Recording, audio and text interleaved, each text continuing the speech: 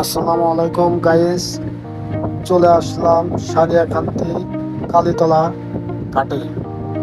এখানে নদীর পানি বাড়ার প্রবাহের কারণে দূর দূরান্ত থেকে লোকজন ছুটে এসেছে এই দৃশ্য দেখার জন্য।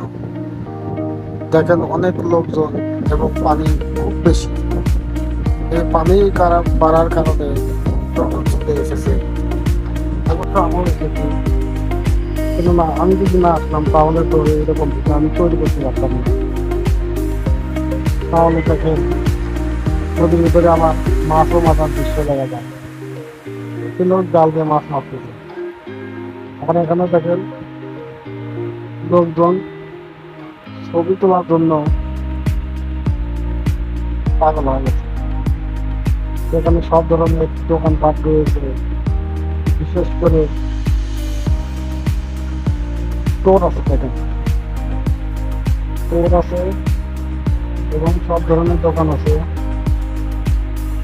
এখানে আসলে আপনি অনেক আনন্দিত হবেন এবং অনেক দৃশ্য দেখার সুযোগ পাবেন।